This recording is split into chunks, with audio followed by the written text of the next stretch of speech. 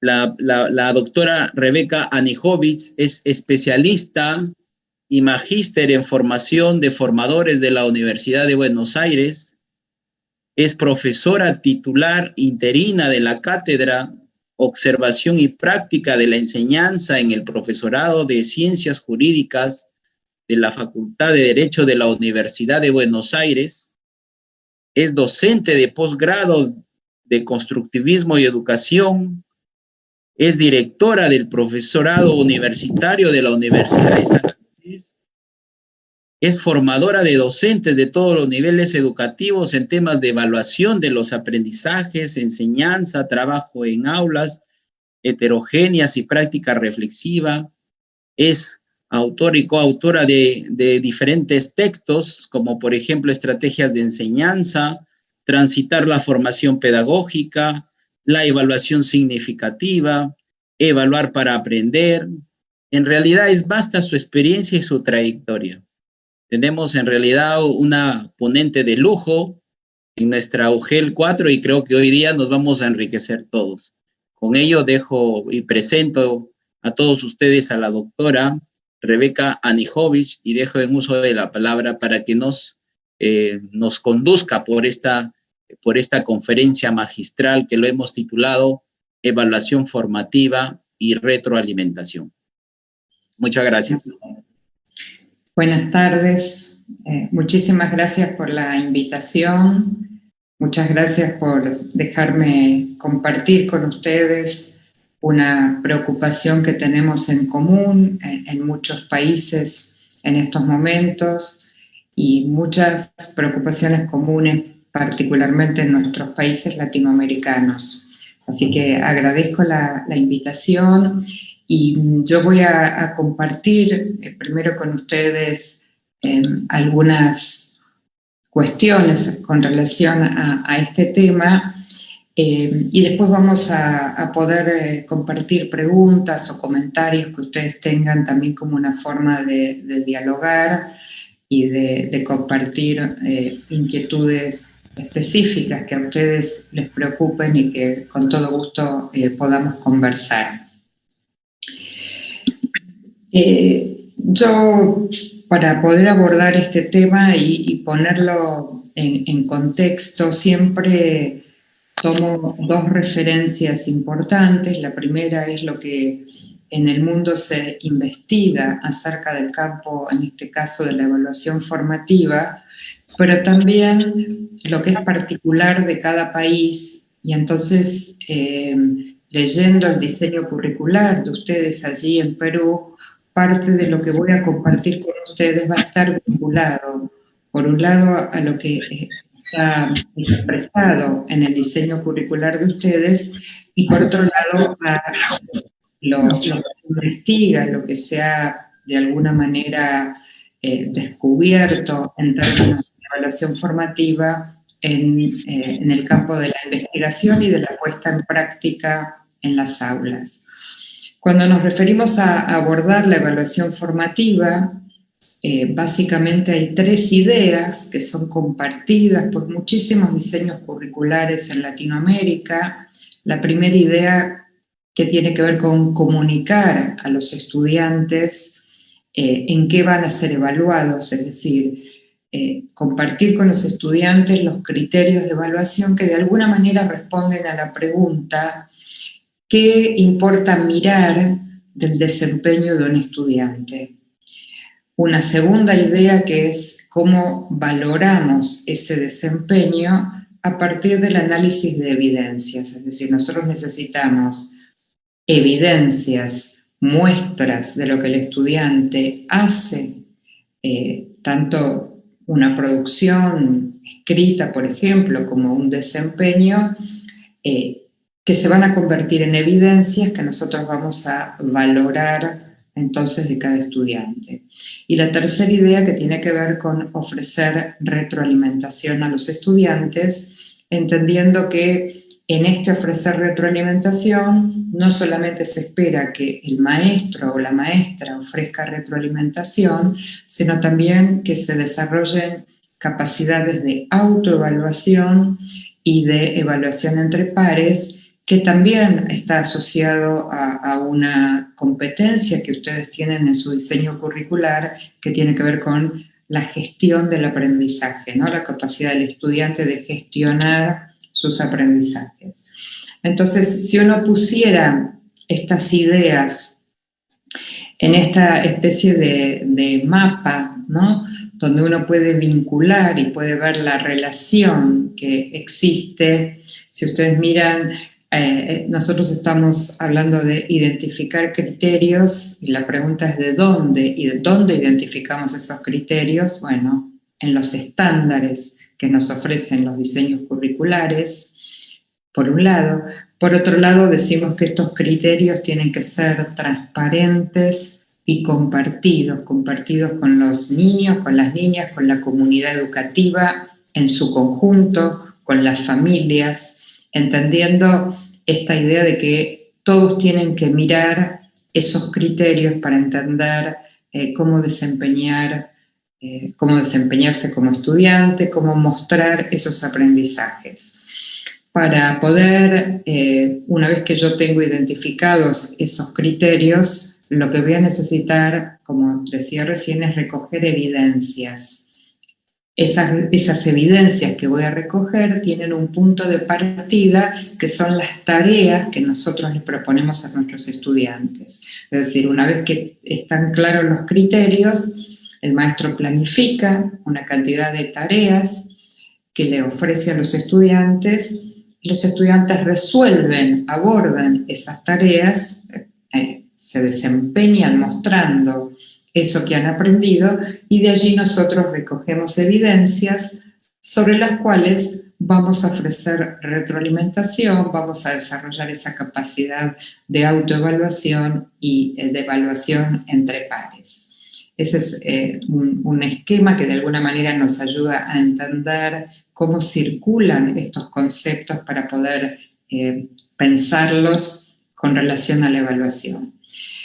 Ustedes tienen aquí un ejemplo del currículum de la competencia comunicativa, que plantea que el estudiante escribe diversos tipos de texto, y fíjense que hay una explicación que dice que eso se demuestra cuando los estudiantes elaboran un texto instructivo de forma adecuada, coherente, tomando en cuenta su propósito y el destinatario, y usando un registro adecuado y ordenando las ideas.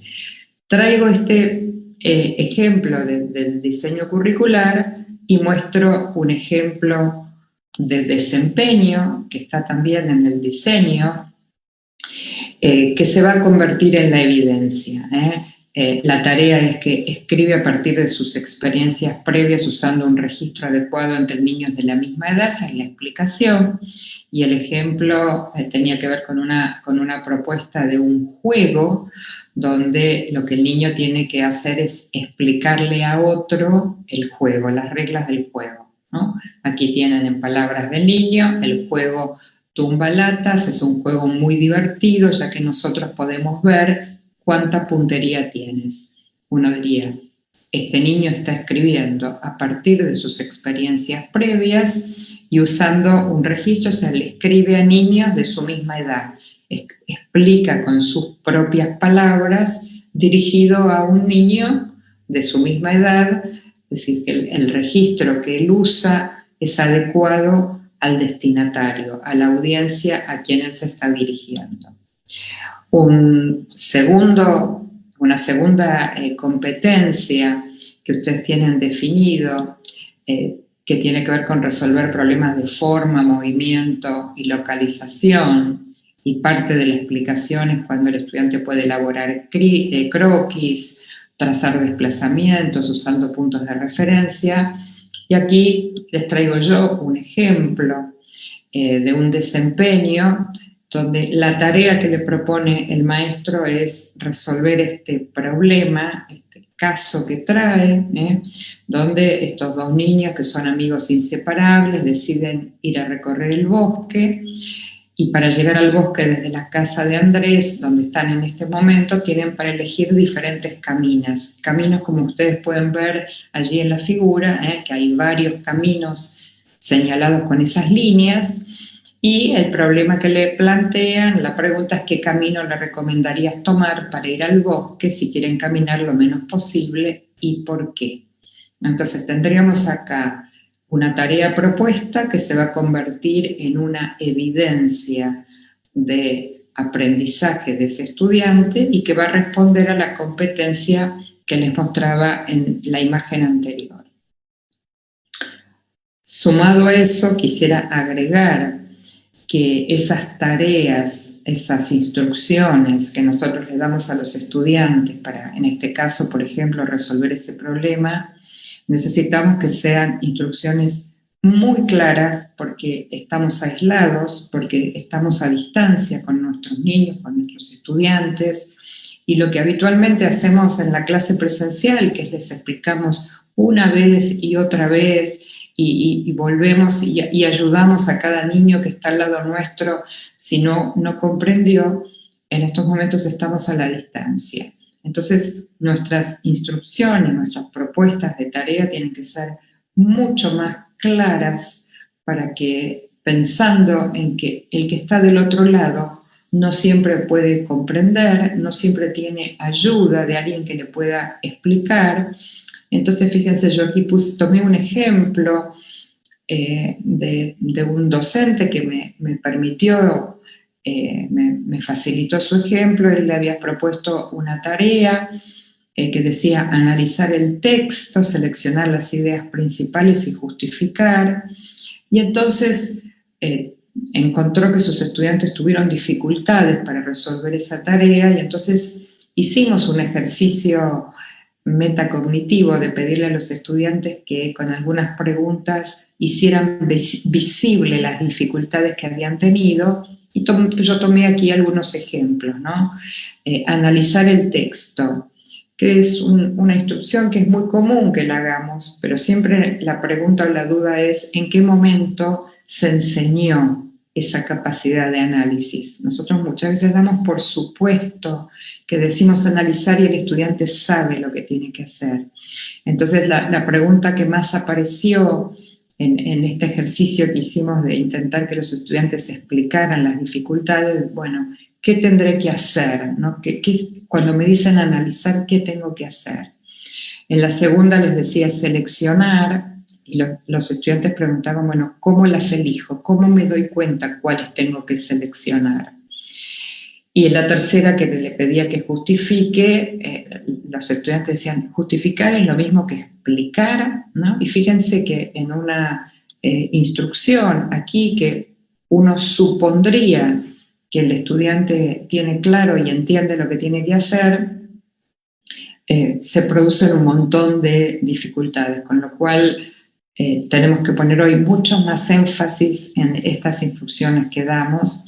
Y también, por supuesto, podríamos decir que tenemos otra complejidad en esta misma instrucción que le pide 3 cosas adentro de la misma instrucción. Y eso es confuso para un estudiante. Uno podría dividir y decir, una es analizar el texto y dar una explicación o un ejemplo sobre qué es analizar. Una número 2 que diga seleccionar las ideas principales y poder mostrar un ejemplo y una explicación de lo que significa seleccionar. Y lo mismo con la justificación. Entonces, para avanzar en la evaluación formativa, nosotros vamos a poner foco en 2 actividades particularmente, una que es la autoevaluación y otra que es la retroalimentación. ¿Por qué la autoevaluación? Porque la evaluación formativa intenta entre sus propósitos, mejorar los aprendizajes de los estudiantes y desarrollar lo que conocemos como el concepto de un estudiante autorregulado. Es decir, un estudiante que sea capaz de darse cuenta cuándo y cómo tiene que organizar su aprendizaje, un estudiante que sea capaz de hacer visible, de mostrar cómo está aprendiendo, cómo resuelve los obstáculos que encuentra, cómo organiza su tiempo. Ese es el propósito final de la evaluación formativa, que se logra a través de toda la escolaridad. O sea, esto no se logra en 6 meses o en un año, sino son prácticas que hay que sostener a lo largo de toda la escolaridad. Hay que sostenerlas en el tiempo de manera sistemática. Entonces, les voy a mostrar primero varios ejemplos de autoevaluación, entendiendo como todas estas prácticas que primero hay que enseñarlas, hay que explicar el sentido. ¿Para qué autoevaluación? ¿Cuál es el sentido? ¿Por qué hacemos autoevaluación? Enseñarle a los estudiantes que la autoevaluación tiene que ver con mejorar su propio proceso de aprendizaje, que las autoevaluaciones no están ligadas a la calificación, sino a aprender a aprender, como modo de resumir esta capacidad de aprender a autoevaluarse. Entonces, ¿con qué voy a articular en el diseño curricular de ustedes allí en Perú esta evaluación formativa y esta capacidad de aprender a autoevaluarme con una competencia que ustedes tienen definida allí, que es la gestionar el aprendizaje de manera autónoma? Y eso significa un estudiante que es capaz de definir metas de aprendizaje, que es capaz de organizar, es decir, organizar su tiempo, su espacio, sus recursos, sus estrategias para lograr esas metas, y un estudiante también que puede monitorear y ajustar su desempeño. Por ejemplo, puede darse cuenta que tiene que volver a leer un texto porque con la única vez que lo leyó no le alcanza a él para comprender la tarea que tiene que hacer, y ese monitoreo y ajuste no se lo dice el adulto, el maestro, es algo que él aprende a autorregular. Por supuesto, insisto, en un desarrollo de tiempo. No se logra esto en 6 meses ni un año. Entonces, les voy a mostrar algunos ejemplos de herramientas que estamos utilizando de autoevaluación en distintas instancias, en distintos niveles educativos. Aquí tienen una grilla donde está diseñada con preguntas, y el estudiante tiene que completar esas preguntas con esta escala de valores sin problemas. Me costó un poquito, necesité ayuda en proceso para conseguirlo. Y en este caso se incluyó también a las familias en esta posibilidad de autoevaluación, de reflexión, y se les ofrecieron 3 frases incompletas. Mi familia y yo queremos decir que lo más difícil fue y lo que más disfrutamos fue, además queremos agregar. Y allí, a modo de una frase incompleta, se facilita o se favorece que escriban, que identifiquen, digamos, de alguna manera logros y dificultades. Este es un ejemplo de autoevaluación. Acá tienen un segundo ejemplo, en este caso sin las familias, donde los niños tenían que escribir una presentación, texto sobre mi lugar preferido de la casa, mi lugar preferido del Perú, digamos, lo que uno quiera. Y entonces aquí tienen en la escala de valoración 3 niveles, ¿no? Lo que sería muy satisfactorio, intermedio y poco satisfactorio. Esta niña, a modo de autoevaluación, marcó dónde ella cree que se encuentra en cada una de estas descripciones, y aquí hay una retroalimentación de parte de la maestra, ¿no? Que después, cuando veamos retroalimentación, vamos a volver a retomar esta idea. También compartir, la habrán visto en las redes, esta escalera de metacognición, que tiene 4 preguntas: ¿qué aprendí? ¿Cómo lo he aprendido? ¿Para qué me ha servido o me sirve esto que aprendí? ¿Y en qué otras ocasiones puedo utilizarlo? También esta escalera de metacognición tiene que ver con el desarrollo de la autoevaluación, con ese objetivo, ese propósito a largo plazo, que es la autonomía y la autorregulación de los aprendizajes. Aquí tienen un ejemplo de reflexión con 2 frases abiertas. Acá no hay preguntas, no hay para marcar, sino para que el niño conteste. Hay 2 enunciados: trabajé muy bien en, y seguiré trabajando en, ¿no? Entonces el niño identifica que trabajó muy bien en confeccionar una línea histórica y que seguiré trabajando en revisar el trabajo antes de entregarlo para detectar posibles errores, ¿no? Como ven, son formatos diferentes, herramientas diferentes, pero que tienen todos el mismo propósito. Aquí tienen otra con preguntas: ¿cuál fue tu parte favorita del trabajo y por qué? ¿Cuál fue tu parte menos favorita y por qué? Si pudieras volver a hacer esta tarea, ¿qué harías de manera diferente y por qué? Aquí se espera que el estudiante responda estas preguntas, a diferencia del instrumento anterior. También compartimos un ejemplo. Esto tiene el sentido de autoevaluación, pero también algo motivacional. Este es un ejercicio que, por ejemplo, aquí en nuestro país, los días viernes, cuando termina, por ejemplo, en la educación básica, cuando termina la semana, se les propone a los niños que identifiquen un escalón al que han llegado ese día o durante la semana, ¿no?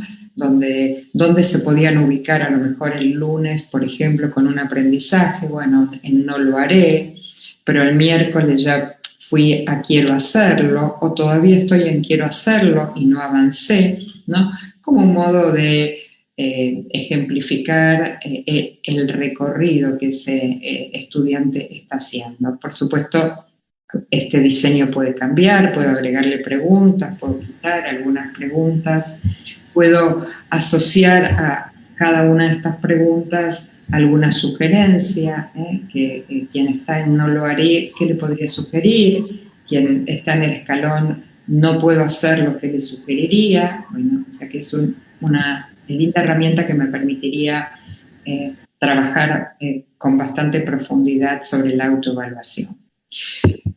A partir de empezar con prácticas de autoevaluación es que yo podría entrar en las prácticas de retroalimentación, articulando esas de autoevaluación con las de retroalimentación. Y entonces pensar que cuando vamos a instalar prácticas de retroalimentación tenemos que hacer una suerte de planificación de la retroalimentación.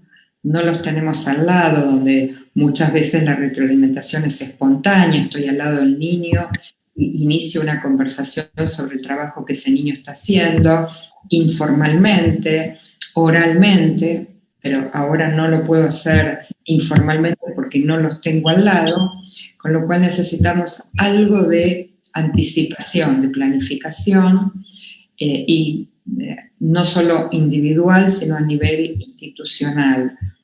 Pensar en ofrecer retroalimentación hoy es pensar en conjunto entre varios maestros para que, por ejemplo, un adolescente del bachillerato no reciba retroalimentaciones de 10 profesores el mismo día, porque nosotros entendemos que la retroalimentación es un trabajo que el estudiante, digamos, en cuanto la recibe, va a tener que trabajar sobre ella. Y entonces, bueno, decidir enviarle 10 profesores el mismo día es bastante complejo para el estudiante, con lo cual ahí tendríamos el ejemplo de la dimensión organizativa. La dimensión cognitiva respondería a la pregunta sobre cuál es el contenido, sobre qué vamos a retroalimentar, sobre los desempeños, sobre las tareas, sobre el modo en que llegó a resolver esa tarea. Entonces nosotros definimos cuál es el contenido de la retroalimentación. Y por supuesto que como la retroalimentación tiene siempre un impacto emocional, tenemos que pensar en cómo decimos lo que decimos o cómo escribimos lo que le vamos a ofrecer de retroalimentación, en qué contexto está ese estudiante para recibir una retroalimentación nuestra, cómo le va a impactar emocionalmente, en el sentido de que no lo paralice, sino que lo estimule. Bueno, entonces estas 3 dimensiones son las 3 dimensiones que nosotros usamos para planificar la retroalimentación. Y entonces mostrarles con ejemplo también del diseño curricular de ustedes. En principio las 5 estrategias que yo vengo compartiendo con muchos de ustedes acerca de estrategias de retroalimentación que más se están usando. La primera es ofrecer preguntas, ¿no? Fíjense, frente a la capacidad, comprende el tiempo histórico, entonces ofrecerle una pregunta a modo de retroalimentación para iniciar un diálogo. Una pregunta podría ser si puedes contarme cómo sabes que has comprendido el tiempo histórico. Es decir, en una autoevaluación, el niño o el estudiante dijo que él comprendió el tiempo histórico, y entonces en esta pregunta lo invito a pensar en el cómo él se dio cuenta, cómo sabe que está comprendiendo el tiempo histórico. Por supuesto, podría recurrir a una evidencia de alguna tarea que hizo, o podría explicar con sus propias palabras cómo fue el recorrido, qué hizo él para darse cuenta que estaba comprendiendo el tiempo histórico. La segunda estrategia es describir la tarea del estudiante, porque muchas veces el estudiante resuelve una tarea, pero si nosotros le preguntamos cómo hizo para resolverla, no tiene demasiada conciencia, no tiene demasiada visibilidad cómo la hizo. Entonces, a veces describir es contar lo que el estudiante hizo, sin ninguna valoración, sin ninguna interpretación, ¿no? Fíjense, dice, observo que has encontrado 2 argumentos para explicar las causas de la Primera Guerra Mundial. Y eso corresponde a la capacidad de explica y argumenta procesos históricos. Como ustedes ven, estoy articulando la propuesta, la estrategia de la retroalimentación con un ejemplo concreto de cómo sería la retroalimentación sobre una capacidad de esa competencia de comprender el tiempo histórico. La tercera estrategia es valorar avances y logros, y entonces aquí le digo al estudiante, valoro que has encontrado 2 fotografías como fuente para interpretar este hecho histórico. Fíjense que le estoy valorando una fortaleza, algo que hizo bien, y estoy siendo bien específica. No le digo valoro que trabajes bien, le digo que valoro que encontró 2 fotografías como fuente para interpretar este hecho histórico, y esto estaría ligado a la capacidad de interpretar críticamente fuentes diversas. La cuarta estrategia es ofrecer sugerencias, y al igual que la anterior, te propongo que busques otro argumento, o sea, le ofrezco una sugerencia bien concreta, no le digo debes completar tu tarea, sino le digo te propongo que busques otro argumento acerca del contenido del cual estemos hablando. Y otra vez lo ligo con la capacidad de explica y argumenta procesos históricos. Y la última, que es ofrecer andamiaje, que en el andamiaje el valor agregado, digamos, a la sugerencia es que yo le muestro al estudiante cómo yo hago, en este caso, por ejemplo, para argumentar. La intención del andamiaje es yo te muestro primero cómo yo lo hago, después tú me muestras cómo tú lo haces, y entonces iniciamos una conversación acerca de cómo mejorar esa capacidad de argumentar. Como ustedes verán en los 5 ejemplos, abajo dice relevantes para futuras tareas, porque siempre pensamos que la retroalimentación, si bien es sobre un trabajo que ya sucedió, sobre un trabajo pasado, siempre tiene que estar mirando al futuro, al próximo trabajo. Entonces, cualquiera de estas estrategias que yo elija para ofrecer retroalimentación, tienen como horizonte que el estudiante mejore en la próxima tarea. Mi próxima propuesta de trabajo en historia debiera permitirle al estudiante mejorar algo de lo que he conversado en este modo de entregarle la retroalimentación. También usamos, además de estas 5 estrategias, otros instrumentos. En este caso estamos usando un ejemplo de protocolo. Este protocolo es una versión adaptada del primer protocolo que lo diseñó Daniel Wilson de la Escuela de Educación de Harvard, donde él usó el ejemplo de la escalera de retroalimentación, que en el caso de su ejemplo tiene 4 escalones. Yo aquí estoy trabajando con 3, sobre todo en estos momentos que estamos aislados, donde el primer escalón es valorar 2 aspectos positivos, 2 fortalezas del trabajo del estudiante. Un segundo escalón es acercarle una pregunta que nos inquieta a nosotros los maestros, pero yo le alcanzo mi pregunta, le ofrezco mi pregunta o la inquietud en la que yo me quedo pensando para que él también pueda pensar sobre eso. Me pregunto, por ejemplo, si solo las fotografías se convierten en fuentes de información histórica o podemos encontrar otras fuentes para dar cuenta de la historia o tener evidencias de lo que ha ocurrido en la historia. Y siempre el tercero es una sugerencia con las características que les mostraba recién, que tiene que ser una sugerencia específica y concreta. Y el segundo protocolo, que yo también lo estoy compartiendo con todos los docentes hace tiempo, porque en el caso de los protocolos responde además a la retroalimentación a la preocupación que tenemos todos los maestros, que tenemos muchos estudiantes, que no nos es fácil ofrecer retroalimentación narrativa o escrita a muchos estudiantes. Entonces los protocolos, que como ustedes ven son siempre 3 o 4 pasos muy focalizados, muy específicos, pero no más de 3 o 4, nos permitirían ofrecerle retroalimentación a muchos estudiantes. Este protocolo se llama SER, donde la S de seguir haciendo algo que el estudiante está haciendo bien, entonces le señalo que continúe esa tarea o ese modo de realizar la tarea porque está siendo bien realizada. La E de empezar a hacer algo que hasta ahora no hizo y que estaría bueno que empiece a hacer, y revisar algún aspecto que hay que mejorar, que hay que modificar, ¿no?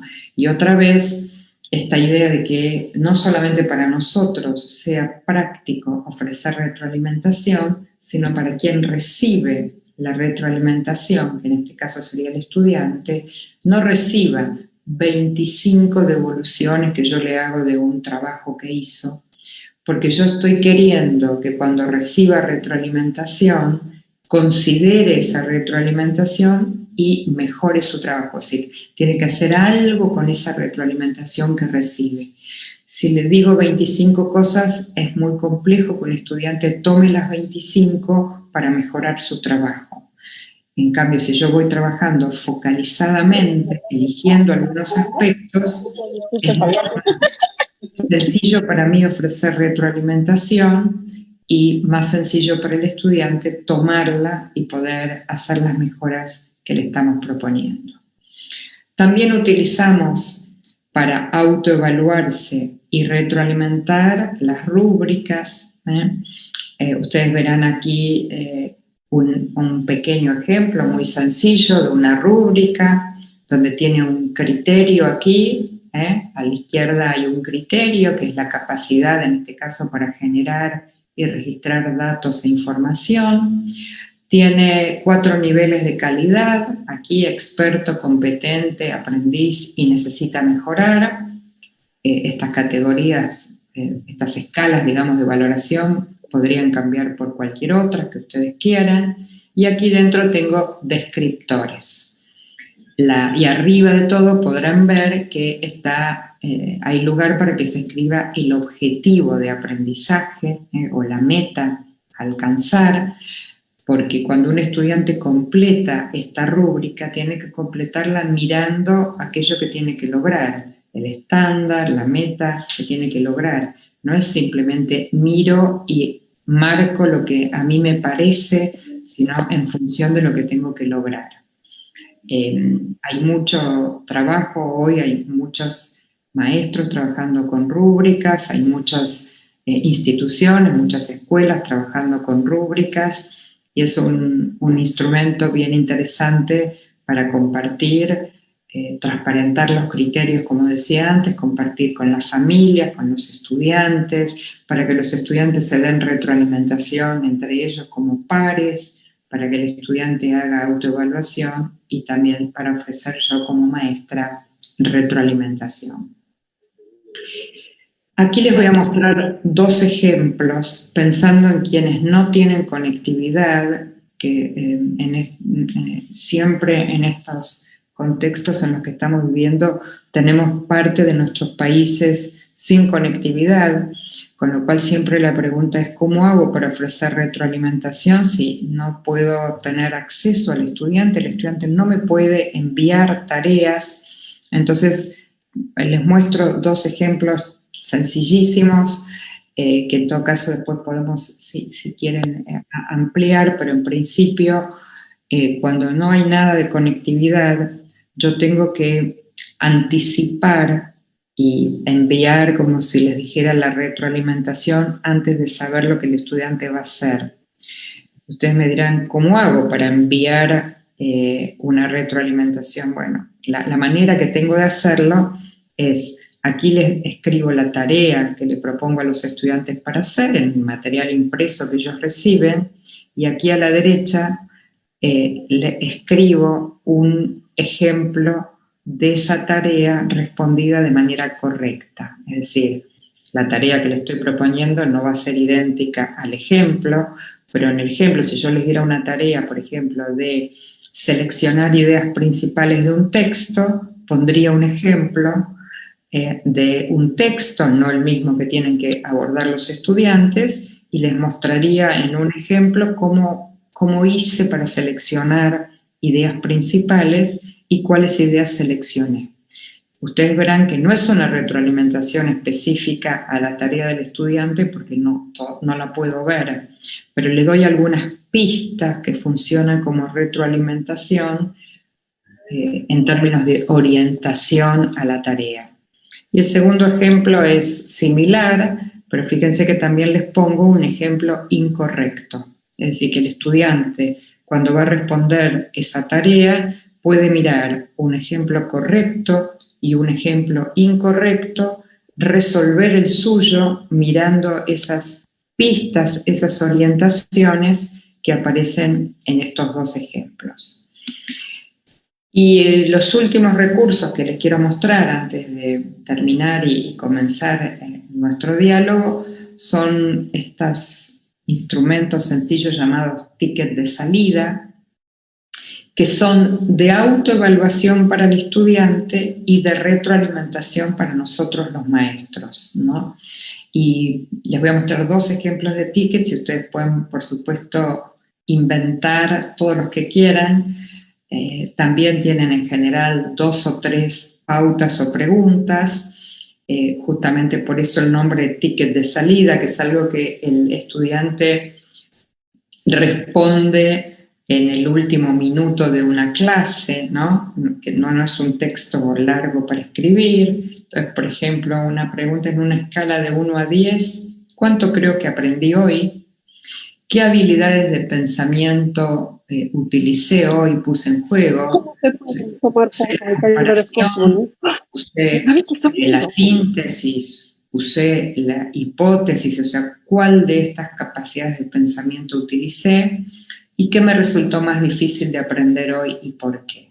Eso es de autoevaluación, pero cuando yo recibo estos tickets, supónganse que recibí 30 tickets de mis estudiantes, lo que hago es leer todas sus respuestas y al día siguiente, cuando vuelvo a tener clase, llevo una especie de síntesis y les digo, miren, ustedes ayer en los tickets de salida identificaron que lo más difícil que les resultó de aprender fue X cosa, con lo cual yo voy a retomar ese tema en la clase de hoy porque de las respuestas de ustedes entiendo que les resultó difícil. Es decir, le estoy diciendo al estudiante que me importa lo que él escribe en su ticket de salida, que voy a tomar esto que él escribe y voy a seguramente tener que cambiar algo de mi propuesta de enseñanza. O no, o decirles, miren, veo que todos han entendido con mucha facilidad, que pusieron en juego la habilidad de comparar tal como la venimos practicando. Entonces lo único que devuelvo es una especie de resumen, de síntesis, valorando eso que ellos han mostrado haber aprendido. Y en este sentido funciona en la doble función que les decía, de autoevaluación y de retroalimentación para nosotros. Si estuviera utilizando estos tickets de salida en la presencialidad, no como estamos ahora, podrían ser absolutamente anónimos. Y si hiciera, por ejemplo, trabajara con alguna herramienta tecnológica, como un Padlet, ¿no? Como un muro, los estudiantes podrían subir sus respuestas ahí de manera anónima, porque en este caso no me importa quién escribió, porque mi retroalimentación en este ejemplo no es individual, es una retroalimentación que los estudiantes me dan a mí. Muchos estudiantes ofreciéndome retroalimentación a mí en función de cómo fue la clase. A diferencia de Javier, donde yo doy retroalimentación, obviamente más individualizada en algunos casos, o en pequeños grupos en otros casos. Cualquiera de estas retroalimentaciones, en el aislamiento como estamos ahora, la podemos hacer de múltiples maneras, por escrito, de manera con el celular, en un WhatsApp. Usemos todos los medios disponibles que tenemos en función de los accesos a la conectividad que tiene cada uno de nuestros estudiantes para ofrecer retroalimentación. Todos ellos son válidos. A veces me preguntan cuál es mejor que cuál y yo digo, hoy no hay mejor, es todos los posibles, todos los que podemos usar en el contexto en el que estamos en estos momentos trabajando. Bueno, yo voy a dejar de compartir aquí pantalla de la presentación, porque el compromiso es que vamos a abrir un espacio de preguntas, de conversación, así que agradezco la escucha de cada uno de ustedes y por supuesto estoy dispuesta a conversar, a responder preguntas, a escuchar comentarios de cada uno de ustedes. Muy bien, en esta segunda fase se les pide a todos los participantes que pueden formular sus preguntas que tengan que hacer a la profesora Rebeca Anijovic a través del chat o también a quienes nos están siguiendo a través del Facebook también pueden hacer sus preguntas para poder nosotros trasladarle y ella nos pueda responder. Muy bien, creo que ya tenemos una primera pregunta de la profesora Milagros. Dice, ¿cómo generar los criterios de evaluación y las evidencias de aprendizaje? Los criterios de evaluación en general no es algo que nosotros individualmente definimos. Los criterios de evaluación en general están definidos por los estándares en los diseños curriculares, es decir, yo en los primeros ejemplos que yo les mostré, los criterios de evaluación que yo tomé los saqué del diseño curricular de ustedes, no es algo que yo diseño. Lo que yo diseño son las tareas, las propuestas de tarea. Entonces, si yo tomo el criterio que hablaba de la capacidad del niño de escribir una carta, ¿no?, a una audiencia particular, con un lenguaje accesible o acorde a quién es mi audiencia, entonces, bueno, yo voy a proponer una tarea, por ejemplo, y voy a decir, los invito a escribir, que elijan algún amigo que hace mucho que no ven, en estos momentos que estamos aislados, ¿no?, y escríbanle una carta, contándole, por ejemplo, cómo se imagina el primer día que volvamos a la presencialidad, ¿no? Entonces, yo estoy diseñando la tarea mirando ese criterio de evaluación que está en el diseño curricular, que me orienta acerca de qué es lo que tengo que mirar cuando el niño escriba esa carta. También el niño tiene que conocer, el niño, la familia, en estos casos, porque tenemos a las familias mediando en parte los aprendizajes en estos momentos. Entonces el niño tiene que saber que su carta tiene que estar dirigida a un par, o sea, que el lenguaje que él tiene que utilizar, o de repente proponerle que le escriba a alguien más pequeño, ¿no? Que tiene que guardar algunas formas de la escritura, que aparece en otros criterios de la capacidad de comunicarse en su lengua materna. Entonces, esas definiciones están en el diseño curricular, y lo que yo hago son diseñar esas propuestas de actividades que se van a convertir en la evidencia de aprendizaje. Es decir, cuando yo reciba esas cartas, voy a leer esas cartas y voy a ofrecer retroalimentación a esas cartas en función de eso que es importante mirar de la carta.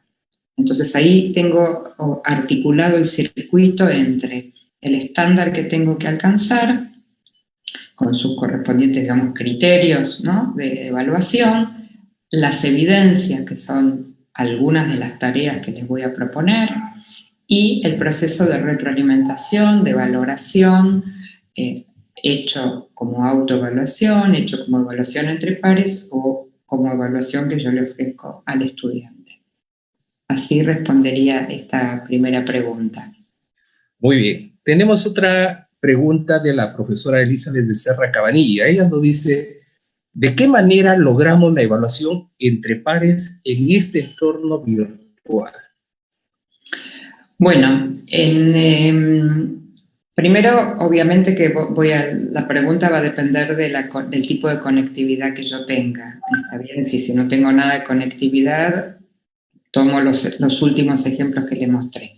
Por eso, si yo tengo algo de conectividad, puedo pedirle, por ejemplo, si los niños tienen acceso, o los adolescentes, al chat del celular, podría pedirle que saque una foto a su escrito y se la mande a tal amigo, tal compañero, y viceversa.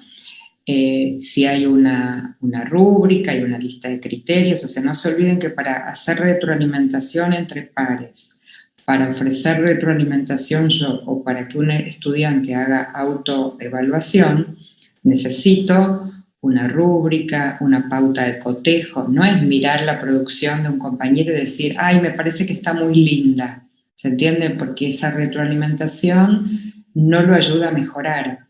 Entonces, en el ejemplo que yo les mostré de la rúbrica, los niños, los estudiantes en general, todos, tienen que tener una copia de la rúbrica, por ejemplo, de escritura.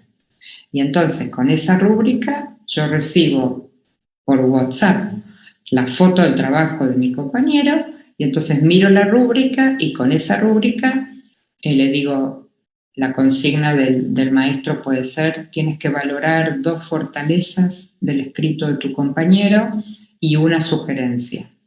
Y entonces, ¿cómo sabe él valorar fortalezas? Tiene que mirar la rúbrica y ver qué dice la rúbrica y entonces ver la producción del estudiante. Esto que estoy diciendo hay que enseñarlo, porque el estudiante no son prácticas habituales, son prácticas bastante nuevas en el campo de la evaluación. Entonces, les doy un ejemplo de cómo se los puedo enseñar. Guarden trabajos de sus estudiantes del año, digamos, del año anterior o que ya pasaron, o de otros años. Quítenles el nombre, por supuesto, y hagamos un primer ejercicio.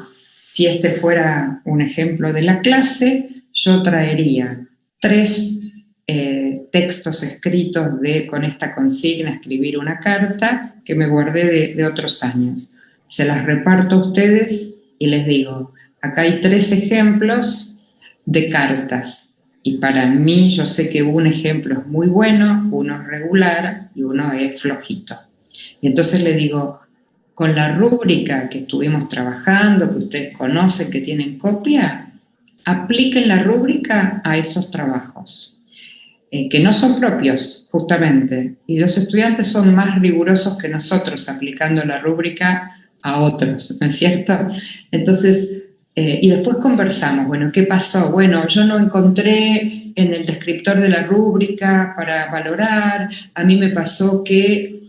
Y entonces el final de esa historia es que estos estudiantes han evaluado, han valorado cada una de esas 3 producciones, o 2, las que ustedes quieran, y han entendido lo que significa un criterio, han entendido lo que significa niveles de calidad, han entendido la relación entre la producción del estudiante y la rúbrica y los criterios, y eso hay que hacerlo varias veces hasta que uno entiende y los estudiantes entienden que esa es la manera en que se usa una rúbrica, para qué sirve. Quiere decir, yo estoy enseñando a usar la rúbrica, a enseñar esos ejemplos de autoevaluación, esas pautas de cotejo.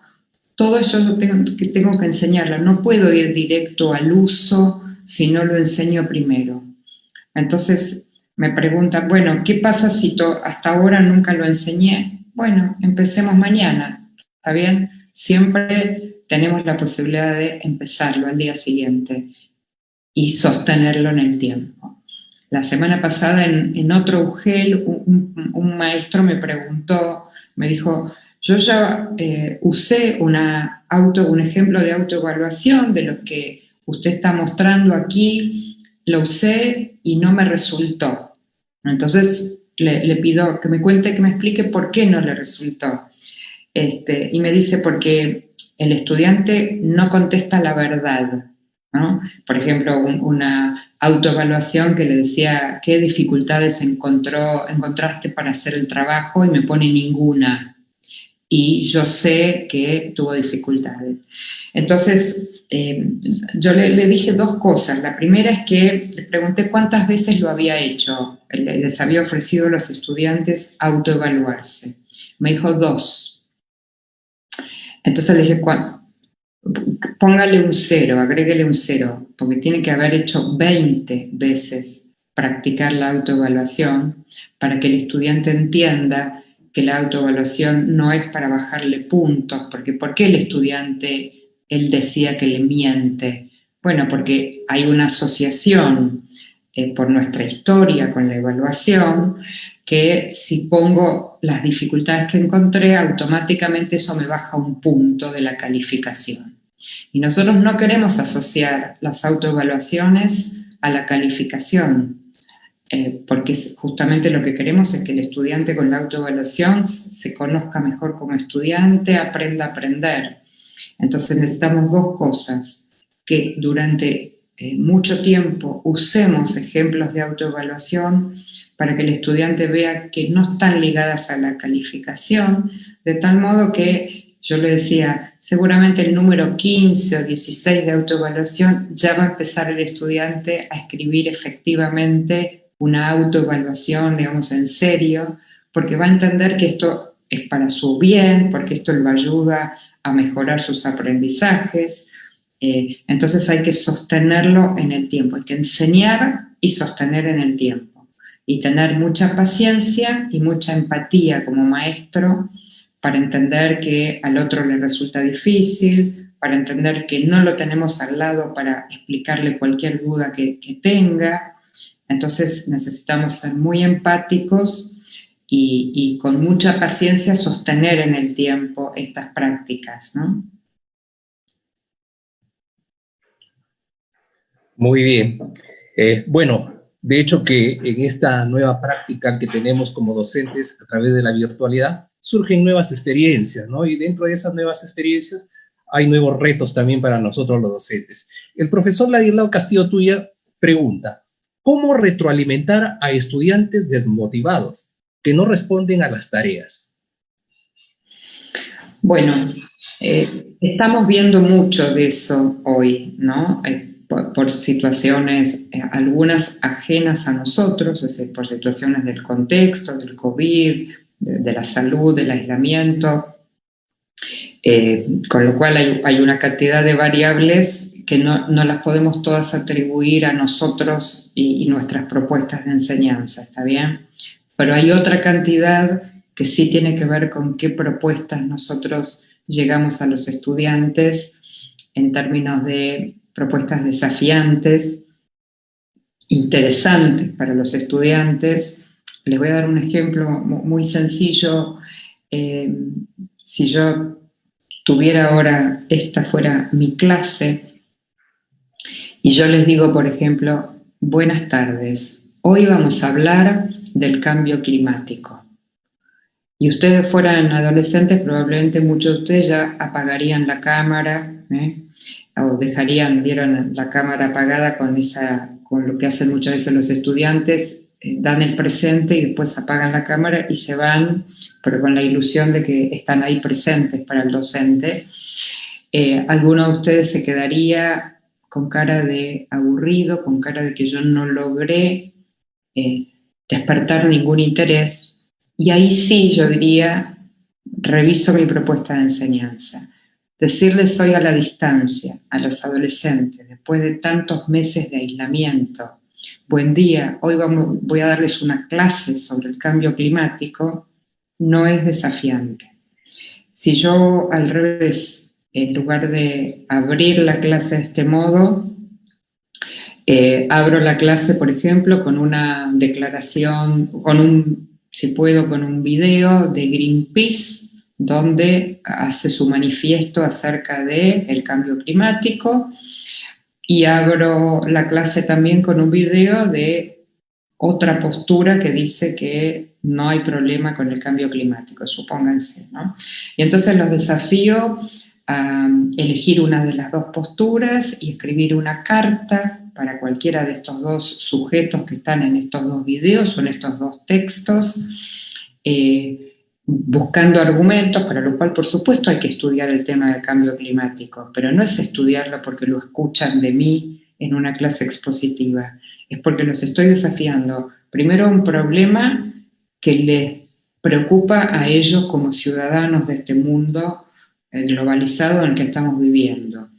Podría inclusive traer un problema más local, si yo tengo información de casos, de datos, de algo que está sucediendo con el cambio climático en la ciudad donde yo vivo, o de contaminación, o de la basura, o de qué pasa con la contaminación del aire, o sea, y es más, podría traer dos problemas distintos, la contaminación del aire y la contaminación del agua, y decirles a los estudiantes, elijan alguno de los dos problemas con los que quieran trabajar, porque entonces también les estoy ofreciendo opciones a los estudiantes, que es otro de los problemas que tenemos del desinterés, que nosotros vamos con la enseñanza con una única propuesta igual para todos los estudiantes, y los estudiantes son diversos, tienen intereses diferentes, situaciones diferentes, contextos diferentes, y en el mundo fuera de la escuela, los estudiantes eligen muchas cosas, con qué aplicación del celular juegan, con qué juego en red juegan, con quién juegan, ¿no? Y nosotros en la escuela que conocemos, tradicional, la escuela tiene muy poco espacio para que el estudiante elija algo. Y sabemos que la escuela que viene, y estamos escuchando esto alrededor del mundo, en todos los webinars, las conferencias. Hoy a la mañana hubo una, no sé si ustedes llegaron a escucharla, de Santillana, con estudiantes preguntándoles qué escuela quieren. Y entre las cosas que porque eran básicamente adolescentes, ¿no? Decían, quieren ser más protagonistas, quieren tener la posibilidad de traer temas que les interesen a ellos, quieren poder participar trayendo ideas de, por ejemplo, cómo quieren investigar un tema, quieren entrevistar a alguien, además de lo que el docente le plantea, porque el docente sigue siendo el guía, sigue teniendo, digamos, la responsabilidad de cumplir con propósitos de la enseñanza, pero en un formato más flexible. Uno de los chicos muy amoroso, eran de distintos países de Latinoamérica, decía, yo quiero aprender, a mí me gusta aprender, y no quiero aprender por la nota, decía, quiero aprender porque a mí me interesan muchos temas, y muchos otros no me interesan. Y entonces, bueno, la escuela me puede permitir que, además de los temas que la escuela considera que yo tengo que aprender, yo también puedo aprender otros que me interesan. Bueno, Para mí eso es desafiar la enseñanza. Y yo creo que, y de hecho en las experiencias que están sucediendo, vemos que hay mucha mejor respuesta cuando encaramos la enseñanza de otra manera. Digo esto y reitero lo que dije al inicio de mi respuesta. También sé que hay cosas que no dependen de nosotros, ¿está bien? Sí, hay variables del contexto en estos momentos que van más allá, que aún con una propuesta muy atractiva, bueno, si un estudiante está sufriendo un problema familiar, por más atractiva que sea la propuesta, probablemente no se pueda conectar, ¿está bien? Y ahí no somos nosotros responsables de eso, pero de la otra parte sí. Muy bien. Tenemos otra pregunta, nos dice, algunos docentes solo hacen la retroalimentación mediante correo electrónico. Considerando la poca conectividad en nuestros estudiantes, ¿qué sugiere usted ante el uso de un solo medio para tal fin? Me encantaría usar muchos, pero si no tengo y la única opción es eso, lo importante es la calidad de la retroalimentación que le voy a dar. Si la calidad de la retroalimentación, con los ejemplos que le di, de valorar fortalezas, de hacer sugerencias específicas, de mostrar con ejemplos cómo lo hago, de ofrecerle preguntas, de ofrecer ejemplos, no importa el medio, o sea, si es el correo, es el correo, si es el WhatsApp, es el WhatsApp, si es una llamada telefónica, es una llamada telefónica. Y por supuesto, en los niños más pequeños, esto lo tengo que canalizar a través de las familias. O sea, si yo escribiera un correo a un niño de 5 años, probablemente el correo tendrá que ser a la familia y alguien de la familia se lo tendrá que leer, ¿no? Pero usemos lo que tenemos disponible. Y ojalá que tengamos, aunque sea correo electrónico, ¿no? En algunos lugares ni siquiera esto tenemos.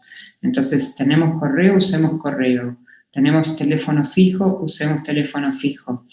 Tenemos un mensaje de audio del WhatsApp, mensaje de audio del WhatsApp. Muy bien, y casualmente nos estaba hablando la profesora acerca de la intervención o participación de las familias en este contexto que estamos trabajando a distancia. Y casualmente sobre ese hecho hay una pregunta que nos dice un docente, ¿cómo podemos retroalimentar a niños que están iniciando la lectoescritura y sus padres son iletrados? Oralmente, con mucha imagen, con muchas imágenes y de manera oral.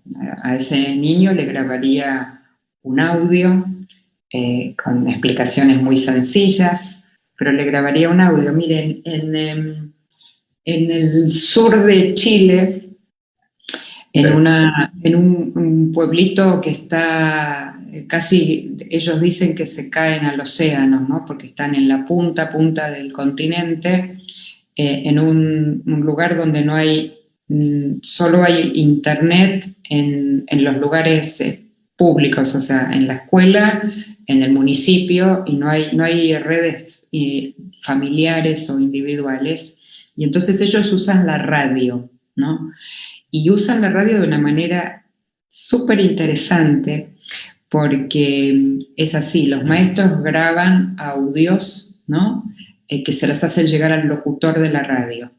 El locutor pasa, o sea, tienen horario donde se pasan esos audios de los maestros, pero miren las cosas que los maestros hacen, por ejemplo, en el audio graban, por ejemplo, mensajes así: hola Juan, seguro que estás oyendo este programa, ¿no? Entonces te recuerdo, Juan, que tienes que leer, ¿no?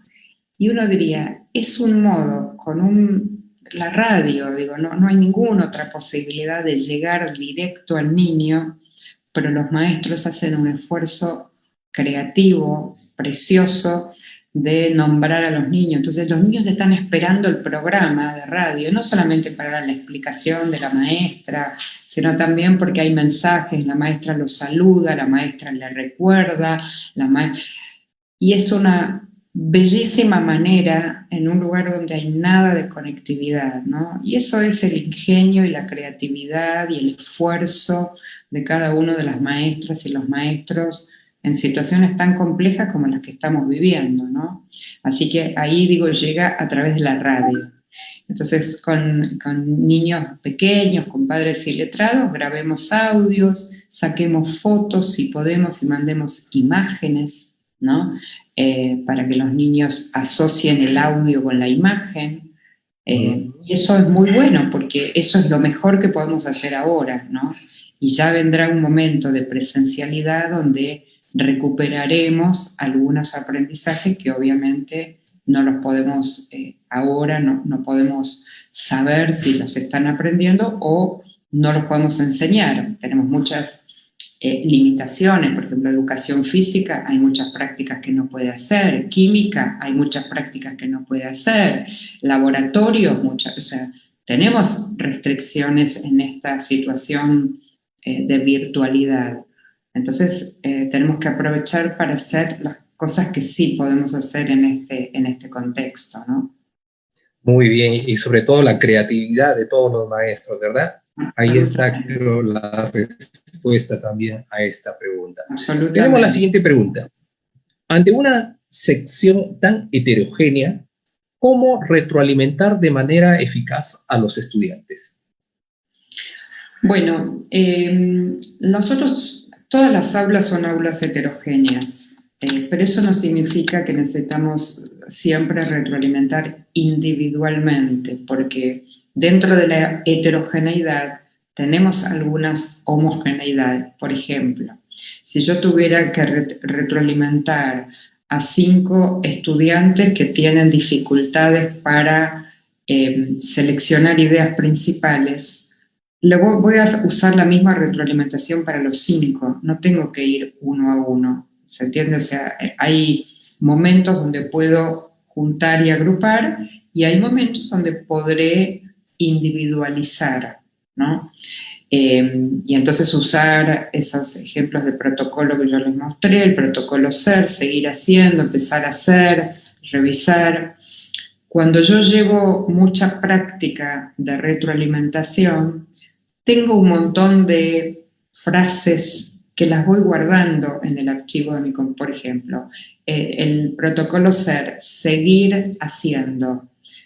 Puedo tener frente a un tema de escritura 10 seguir haciendo, que ya los fui identificando en mis estudiantes y los guardo como textos prescritos, ¿está bien? Y entonces digo, bueno, este estudiante de estos 10 le puedo ofrecer esto y agregarle algo más personalizado, ¿está bien? Entonces combino, básicamente por una cuestión de tiempo de los docentes, ¿no? Porque me encantaría darle una retroalimentación todas las semanas individualmente a cada estudiante, pero si soy maestro de secundario, de bachillerato o de universidad, la cantidad de estudiantes no me permitiría hacer.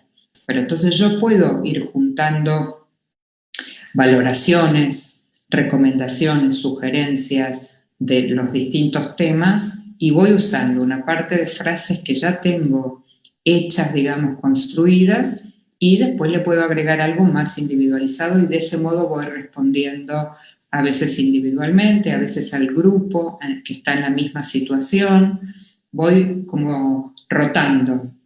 A cada tanto debería tocarle algo individualizado, pero a cada tanto, no puede ser todas las semanas. Distinto a una maestra de básica que por ahí solo tiene sus 30 niños, entonces puede a lo mejor mandarles una vez por semana a cada niño, pero no pasa esto con los maestros de bachillerato, con los maestros de la universidad o de institutos más de educación superior, ¿no?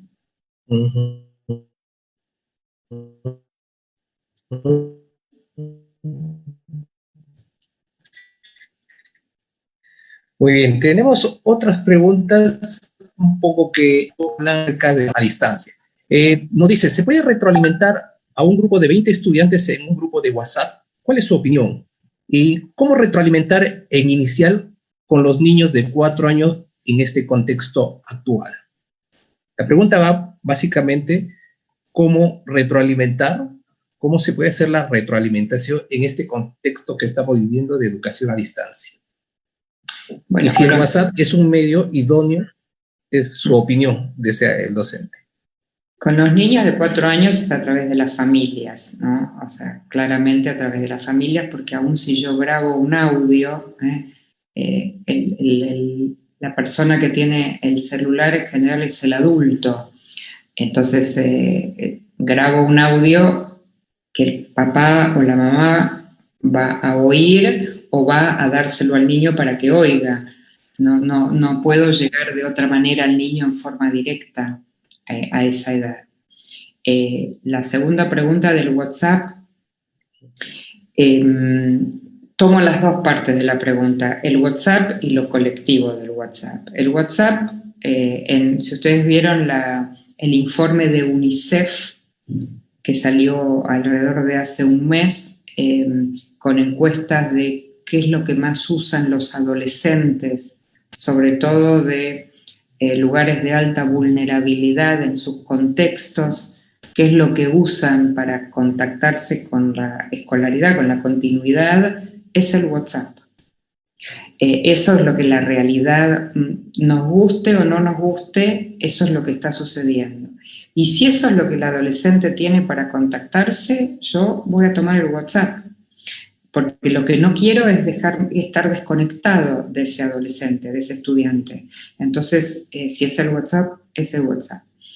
Que sea masivo la misma retroalimentación para los 30 estudiantes, yo no soy partidaria de las retroalimentaciones masivas, porque les voy a explicar, y eso hay varios investigadores que trabajaron mucho sobre este tema, que son lo que llaman las devoluciones grupales, ¿no? Al grupo entero. Y estos investigadores dicen que cuando uno devuelve al grupo entero, pasa lo siguiente. Los que no necesitarían recibir eso porque hicieron bien su trabajo, no les interesa escuchar la retroalimentación. Los que no hicieron bien su trabajo, no siempre reconocen que le están hablando a ellos. ¿Está bien? Piensan que le hablan a otro, con lo cual tampoco les sirve. Entonces los investigadores preguntan, ¿a quién le hablamos cuando ofrecemos una retroalimentación masiva? A nadie. Entonces, yo acuerdo con eso, o sea, son muy pocos los momentos donde uno puede ofrecer una retroalimentación general que les sirva a todos, ¿no?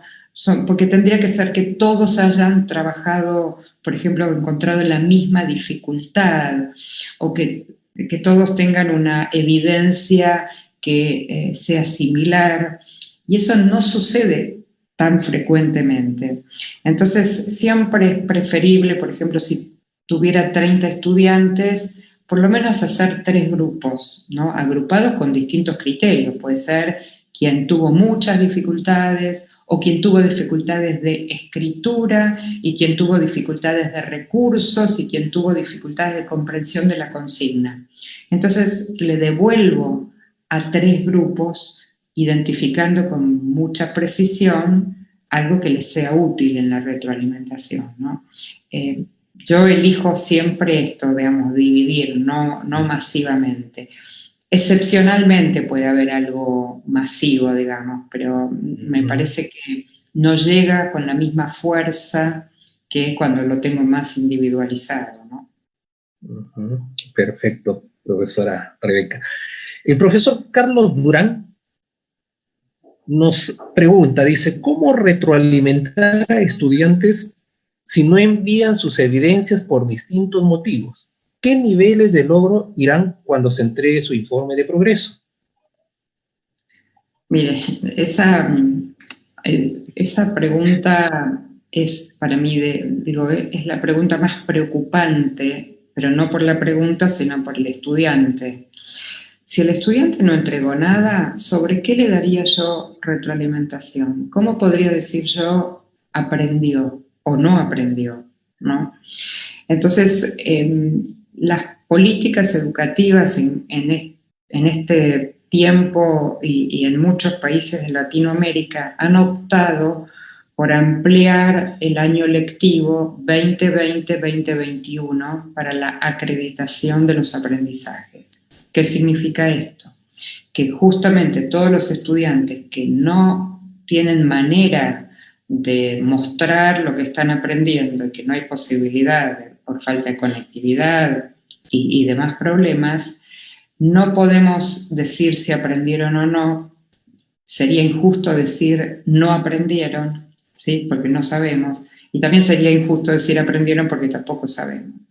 Entonces, hacer el periodo de acreditación y calificación 2021 significa que va a haber tiempo suficiente durante el 2021 para poder en la presencialidad o en un modelo híbrido, mixto, que volvamos dual, un poco presencial, un poco virtual, vamos ahí a completar esa información que no tenemos. Y la segunda cosa que en las políticas públicas también aparece es que esos estudiantes debieran ser los primeros que debieran volver en el caso de que tener que escalonar, que no se pueda volver con todos juntos. Esos son los estudiantes los que no tuvieron conectividad, deberían ser los primeros que vuelvan justamente para poder saber en qué están, qué han aprendido, qué no han aprendido y poder acreditar o hacer un periodo de recuperación, porque no hay manera, o sea, sería terriblemente injusto decir, valorar algo que no tengo ninguna evidencia, para bien o para mal, ¿se entiende? También podría decir, apruebo a todos, que esta es otra política que circula, que es, están todos aprobados transitoriamente. ¿Qué quiere decir transitoriamente? Le doy el derecho a que aprendió, pero lo tengo que terminar de verificar en la presencialidad, ¿está bien? Que me parece que es más justo que decir que como no presentó ningún trabajo, lo pongo como desaprobado, porque si no presentó porque no tiene conectividad, es distinto a quien no presentó porque no quiso, pero tiene los medios, tiene la conectividad, tiene familias que lo pueden ayudar y no quiso, ¿se entiende? Entonces, me parece que no podemos emitir un juicio de valor si no tenemos ninguna evidencia, ¿no? Y siempre el derecho a pensar que sí aprendió y en todo caso tendré que corroborarlo, por supuesto. Claro. Tenemos, a ver, dos preguntas donde nos dice qué relación hay entre la retroalimentación y la metaevaluación. ¿Y las clases sincrónicas son consideradas como retroalimentación? La clase sincrónica depende de lo que yo haga. Si yo uso la clase sincrónica como la usé hoy para dar una charla, una conferencia, no tiene nada de retroalimentación. Si yo empiezo a dialogar con ustedes, si ahora dividiera el Zoom y los mandara a trabajar en pequeños grupos y ustedes vuelven con algo que hicieron y empezamos un trabajo dialogado y de conversación, de producción que ustedes hicieron, seguramente podría convertirse, podría ofrecer retroalimentación o pedirles que se retroalimenten entre ustedes. Por eso depende de lo que yo haga en este caso, en la virtualidad sincrónica, digamos. Y la otra pregunta, si era lo mismo retroalimentación que metaevaluación.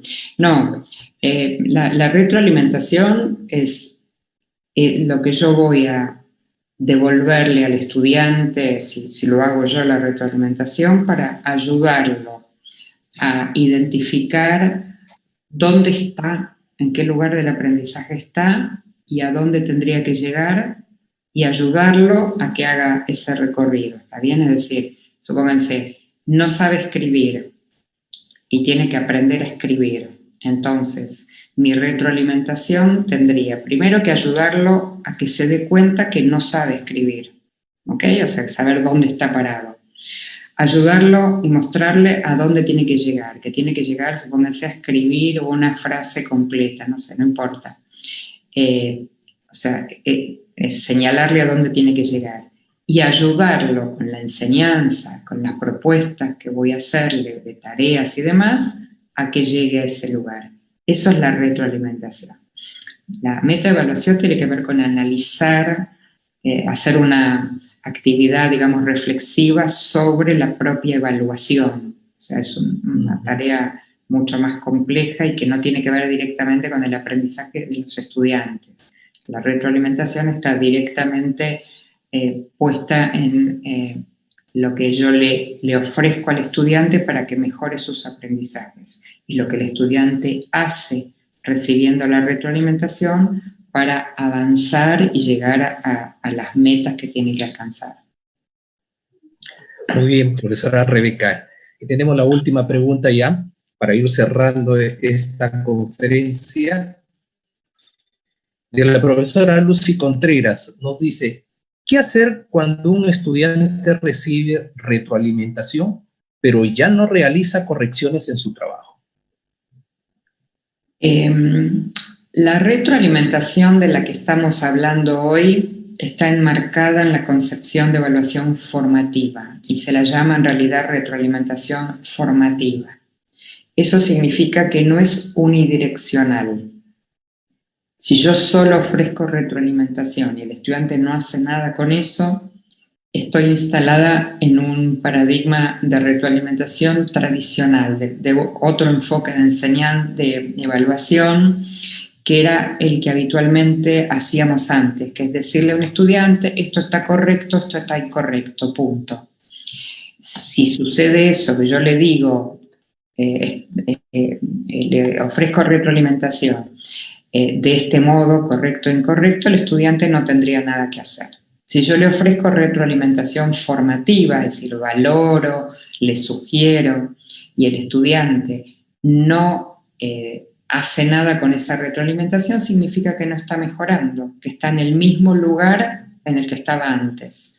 Se lo tengo que señalar, le tengo que decir que él está ubicado acá, supóngase si tuviera la rúbrica, diría está ubicado en este nivel bajo de la rúbrica. Te ofrecí retroalimentación, la retroalimentación es para que subas un escalón. Imaginen todo el tiempo la imagen de la escalera, ¿ok? Y tú no estás subiendo ningún escalón, con lo cual estás en el mismo lugar que estabas antes.